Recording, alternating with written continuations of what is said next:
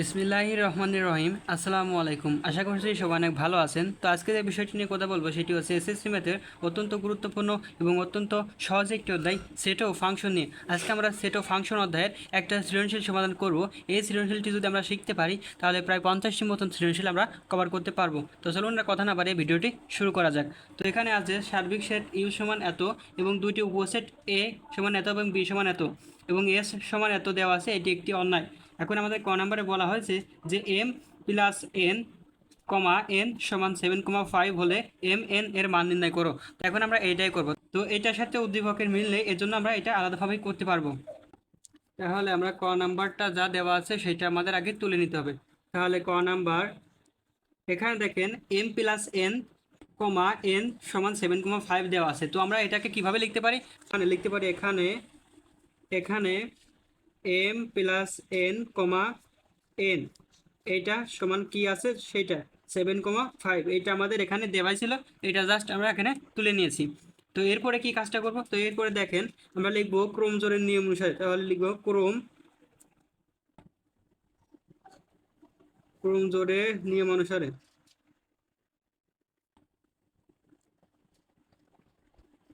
ক্রম জোড়ের নিয়ম অনুসারে কি হচ্ছে, এইটার প্রথমটা সমান এইটার প্রথমটা, এইটার দ্বিতীয়টা সমান এইটার দ্বিতীয়টা। তো এভাবে করে আমরা তুলে নিব। তাহলে আমরা কি লিখতে পারছি এম প্লাস এন, কারণ এটা প্রথমে ছিল এম প্লাস এন, আর এটা প্রথমে কি আছে সমান 7, কারণ এখানে প্রথমে 7 আছে। লিখবো এবং এবং এন সমান 5। এরপর আমরা কি কাজটা করব, এটাকে আমরা দিব 1 নম্বর সমীকরণ। তাহলে লিখবো এক নং সমীকরণে 1 নং সমীকরণে এন এর মান বসিয়ে পাই। তো এটা লেখার পর আমরা কি করব, আমরা এটা আগে তুলবো। তাহলে এম প্লাস এন এটা তুলে নিয়েছি, সমান কত দেওয়া আছে 7। আর এখানে দেখেন আমরা এন এর একটা মান পেয়েছি 5। তাহলে এম এখানে থাকলো আর এম এর মানটা হচ্ছে 5, তাহলে সেই 5টা এখানে বসিয়ে দিচ্ছি সমান 7। তো এরপর আমরা কি কাজটা করবো, আমরা যেহেতু এম এর মানটা বের করব সেজন্য আমরা এই পাশে এমটা রাখবো সমান। তো এখানে দেখেন 5টা এই পাশে কি আকারে আছে প্লাস আকারে, তাহলে সমান সমান ওই পাশে গেলে কি আকার হবে মাইনাস আকারে। তাহলে এখানে ছিল 7 মাইনাস 5 হবে, তার কারণ এখানে প্লাস 5 ছিল। অতএব এম সমান এখানে কত হবে, এখানে বিয়োগ করে যা হবে এম এর মানটা সেটা হবে। তাহলে এখানে হচ্ছে 2। তাহলে আমাদের এম এর মানটা হচ্ছে 2। তাহলে আমরা লিখবো অতএব, এটা আপনারা নিচে লিখবেন, আমার নিচে যেহেতু জায়গা নেই সেজন্য আমি এখানে লিখছি নির্ণেয় মান মান এম কমা এন সমান, এখানে এম এর মানটা 2 পেয়েছি আর এখানে এন এর মানটা 5, তাহলে 2,5। তো আশা করছি পুরো বিষয়টা সুন্দরভাবে বুঝতে পেরেছেন। তো এরপর আমরা খ নাম্বারটা সমাধান করবো। তো চলুন দেখে আসি খ নাম্বারে কি বলা হয়েছে। খ নম্বরে বলা হয়েছে সি সমান এ প্রাইম বা এ পূরক হলে পাওয়ার অফ সি নির্ণয় করে দেখাও যে পাওয়ার অফ সি এর উপাদান সংখ্যা 2 কে সমর্থন করে, মানে এই সূত্রটাকে সমর্থন করে। এটাই আমরা এখন দেখাবো। তাহলে আমরা খ নাম্বারটা লিখবো। খ নাম্বার, এখানে আমাদের কি কাজটা করতে হবে, এখানে আমাদের সি এবং এ নিয়ে কাজটা করতে হবে। তো তাহলে এখানে যখনই পূরকের কাজ আসবে তখনই আমাদের যে সার্বিক সেটটা ইউ থাকবে সেই ইউটা আমাদেরকে তুলে নিতে হবে। তাহলে আমরা লিখবো দেওয়া আছে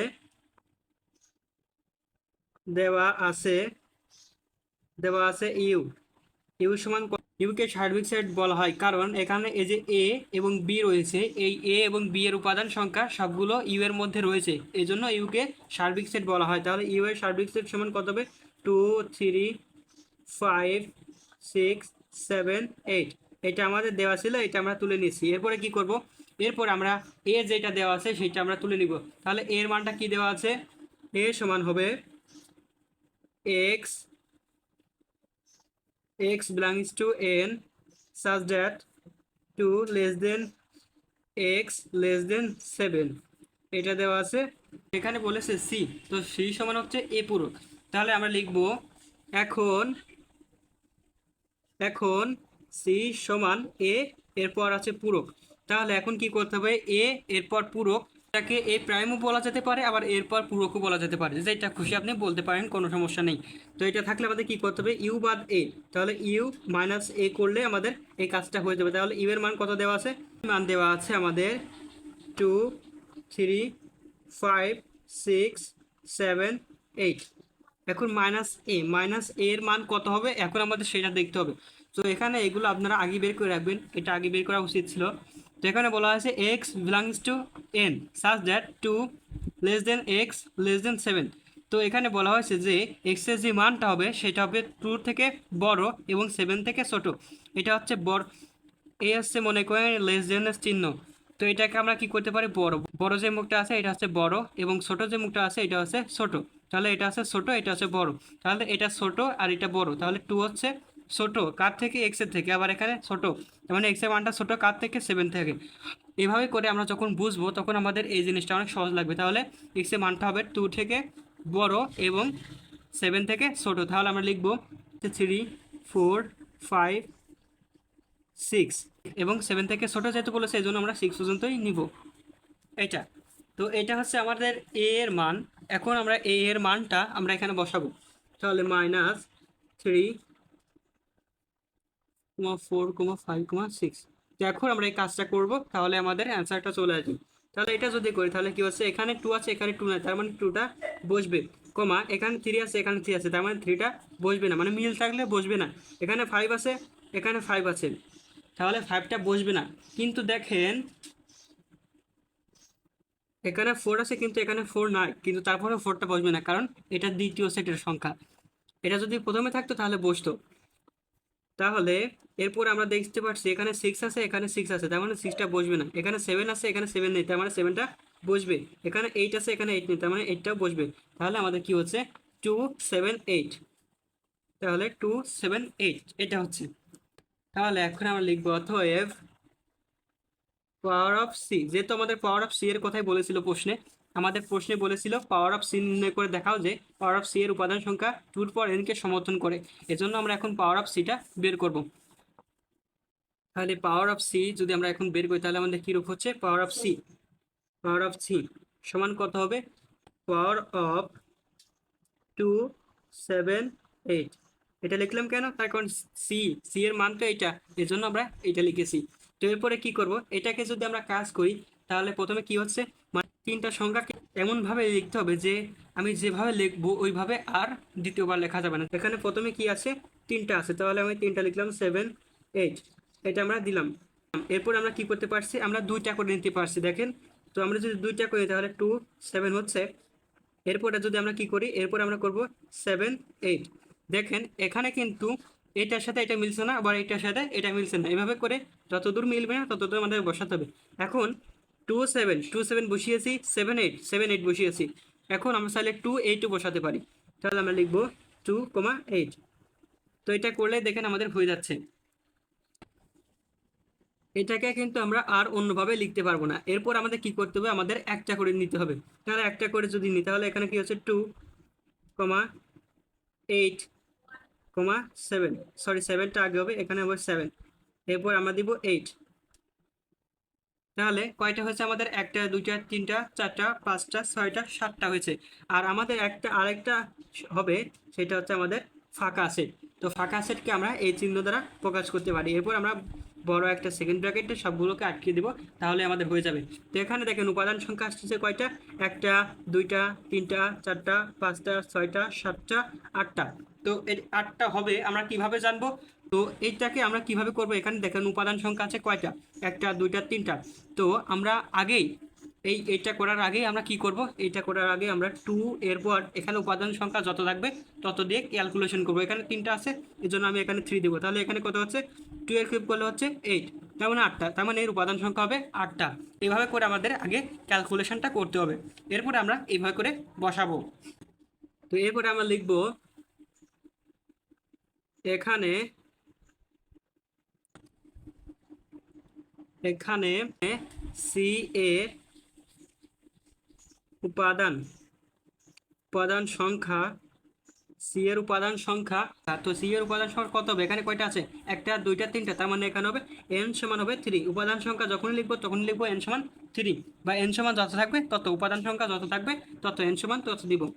এরপরে আমরা লিখবো power of C, power of C এর উপাদান সংখ্যা পাওয়ার অফ সি এর উপাদান সংখ্যা কত হচ্ছে, এখানে কয়টা হচ্ছে, একটা দুইটা তিনটা চারটা পাঁচটা ছয়টা সাতটা আটটা হয়েছে, তার মানে এখানে আমরা দেবো 8। তো এইটকে আমরা কিভাবে লিখতে পারি, 2 এরপর কিউব লিখতে পারি এবং 2। এখানে দেখেন সি এর উপাদান সংখ্যা ছিল এন সমান কত 3, আর এখানে আছে কত 3, তার মানে এই 3 এর জায়গায় আমরা এনটা বসাতে পারি। এই যে সেই এনটা বসিয়ে দিলাম, তাহলে আমাদের ঘুরে ফিরে কিন্তু এই সূত্রটাই চলে আসলো। আগে কিন্তু আমরা এই ক্যালকুলেশনটা অঙ্কের ভিতরে করব না, এটা আমরা সাইডে করব। তো এরপর আমরা কিন্তু দেখতে পাচ্ছি যে আমাদের সেই সূত্রটা চলে আসলো, তাহলে আমরা লিখব অতএব পাওয়ার অফ সি এর উপাদান উপাদান সংখ্যা উপাদান সংখ্যা 2 এরপর এন কে সমর্থন করে সমর্থন করে সমর্থন করে দেখানো হলো। যেহেতু দেখাতে বলেছে এই জন্য আমরা লিখবো দেখানো হলো। তো এরপরে আমাদের যে গ নাম্বারটা আছে, তো সেই গ নাম্বারটা এখন আমরা দেখব। তো চলুন দেখে আসি গ নাম্বারে কি বলা হয়েছে। গ নাম্বারে বলা হয়েছে এস অন্যটিকে তালিকা পদ্ধতিতে প্রকাশ করে তার ডোমেন ও রেঞ্জ নির্ণয় করো। তো এখন আমরা এটাই করব। তো এখানে এস সমান এটা দেওয়া আছে, এই বলা হয়েছে এটি একটি অন্যায়। তো এখন এসকে তালিকা পদ্ধতিতে প্রকাশ করে আমাদের কি করতে হবে, ডোমেন ও রেঞ্জটা নির্ণয় করতে হবে। তাহলে আমরা লিখব গ নাম্বার দেওয়া আছে এস সমান A comma B such that a belongs to b comma b belongs to b এবং b সমান a প্লাস 2, এইটা আমাদের দেওয়া আছে এবং বলা হয়েছে এটি একটি অন্যায়। তো এটা আমরা তুলে নিয়েছি। তো এরপরে আমরা কি করব, এরপর লিখবো যেখানে b সমান কত, b সমান দেওয়া আছে 2 4 6 8, এটা লিখে নিয়েছি। তো এখন আমরা লিখবো এস এ বর্ণিত শর্ত হতে পাই। এখান থেকে একটা শর্ত দিয়ে দেওয়া আছে যে বি সমান এ প্লাস 2, এই জন্য আমরা লিখবো এস এ এস এ বর্ণিত শর্ত হতে পাই এস এ বর্ণিত শর্ত হতে পাই কি পাই, বি সমান এ প্লাস 2, এটা আমরা লিখলাম। এখন প্রত্যেক এ বিলংস টু বি এর জন্য বি সমান এ প্লাস 2 এর মান নির্ণয় করি। এটা আপনারা লিখবেন। এখানে কি করেছি, এখানে এস সমান যেটা দেওয়া ছিল সেই অন্যায়কে আমরা তুলেছি। এরপরে বি এর মান, এখানে যেহেতু বলেছে এ বিলংস টু বি মানে বি নিয়ে কাজ করতে হবে, এজন্য আমরা বি সমান এটা লিখেছি, মানে বি এর মানটা দেওয়া ছিল সেটা আমরা তুলে নিয়েছি। এরপরে এখানে এই এস এ মানে অন্যায়টিতে একটা শর্ত দেওয়া ছিল যে বি সমান এ প্লাস 2, এজন্য আমরা লিখেছি এস এ বর্ণিত শর্ত হতে পাই বি সমান এ প্লাস 2। এখন কি করেছে, এখন প্রত্যেক এ বিলংস টু বি এর জন্য বি সমান এ প্লাস 2 এর মান নির্ণয় করি। এখন আমরা একটা ছক আঁকবো। তো এই মনে করেন একটা ছক।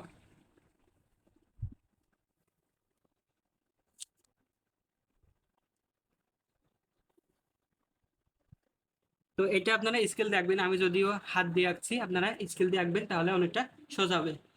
এখানে দেখেন বি এর উপাদান কয়টা আছে, একটা দুইটা তিনটা চারটা, তার মানে আমাদের খুব কাটতে হবে 5টা। তাহলে একটা হচ্ছে দুইটা তিনটা চারটা 5টা। এখানে আমরা কি লিখবো, এখানে লিখবো এখানে লিখবো এ আর এখানে লিখবো বি। তো এরপরে এখানে এর জায়গায় বি এর মানগুলো বসাতে হবে, তার কারণ বলেছে এ বিলংস টু বি। তাহলে 2 4 6 এগুলো হচ্ছে এর মান, তাহলে 2 4 6 8 এগুলো হচ্ছে এর মান। এখন বি এর মান বের করবো, বি এর মান কি, এখানে একটা শর্ত দেওয়া আছে বি সমান এ প্লাস 2, তার মানে বি এর মান যত হবে তার চেয়ে 2 বেশি হবে বি এর মান, এখানে হবে 4। আর এখানে এ এর মান 4 আছে, তার মানে এখানে হবে 6, এখানে 6 আছে তার মানে এখানে হবে 8, এখানে 8 আছে তার মানে এখানে হবে 10। কারণ এর মান যত হবে বি এর মান তার চেয়ে 2 বেশি হবে, কারণ এই শর্তে আমাদের এই কথা বলে দেওয়া আছে, এজন্য আমরা এটা করেছি। এখন দেখেন এখানে 10 হয়েছে, তো 10 তো আমাদের এই বি এর মধ্যে নাই, এখানে বলেছে ছোট হাতের বি বিলংস টু বড় হাতের বি, মানে এখানে বলেছে বি এর উপাদানও এই বি এর মধ্যে থাকবে। তো এখানে দেখেন এই 10 তো এই বি এর উপাদানের মধ্যে নাই, এজন্য এটা নেওয়া যাবে না। তাহলে আমরা লিখবো যেহেতু যেহেতু যেহেতু 10 is does not equal to b, সেহেতু সেহেতু 8, 10 does not equal to S. এখানে আমরা কি বলেছি দেখেন, এখানে 10টা তো আমাদের এই বিয়ের মধ্যে ছিল না, এই জন্য আমাদের এই পুরো অন্যটা বাদ যাবে। তো এখানে আমরা কি করেছি, এস সমান এটা লিখেছি, এস। তো এটা আমরা এখানে কি করেছি, এস সমান এটা লিখেছি। তো এখন দেখেন এখানে আমরা কি করেছি, 2 4 আছে, এই জন্য আমরা এখানে প্রথমে 2 4 দিয়েছি। এরপর আছে কি 4 6, এই জন্য আমরা এখানে 4 6 দিয়েছি। এরপর আছে 6 8, এর জন্য আমরা এখানে 6 8 দিয়েছি। কিন্তু এটা আমাদের তো নেওয়া যাবে না, এই জন্য আমরা এটা নেই নাই। এরপর আমরা কি করব, আমাদের বলেছে ডোমেন ও রেঞ্জ নির্ণয় করতে। তাহলে ডোমেন হচ্ছে সামনেরগুলো এবং রেঞ্জ হচ্ছে পরেরগুলো। তাহলে আমরা প্রথমে ডোমেন এস সমান প্রথমে যেগুলো থাকবে সেগুলো, তাহলে 2 2 4 6, প্রথমে যেগুলো ছিল সেগুলো লিখেছি। এরপরে রেঞ্জ, রেঞ্জ কত হতে হবে, রেঞ্জ রেঞ্জ সমান কত হবে, 4 6 8, এগুলো হবে। মানে ডোমেন হচ্ছে সামনেরগুলো এবং রেঞ্জ হচ্ছে পরেরগুলো। তো এভাবে করে দিলেই আপনার অঙ্কটা হয়ে যাবে। তো আশা করেছি পুরো বিষয়টা সুন্দরভাবে বুঝতে পেরেছেন। তো যদি কোনো বিষয়ের উপর ভিডিও লাগে তাহলে অবশ্যই কমেন্টে বলবেন, আমি সেই বিষয়ে ভিডিও দেওয়ার চেষ্টা করবো। তো ধন্যবাদ সবাইকে, সবাই ভালো থাকবেন, আল্লাহ হাফেজ।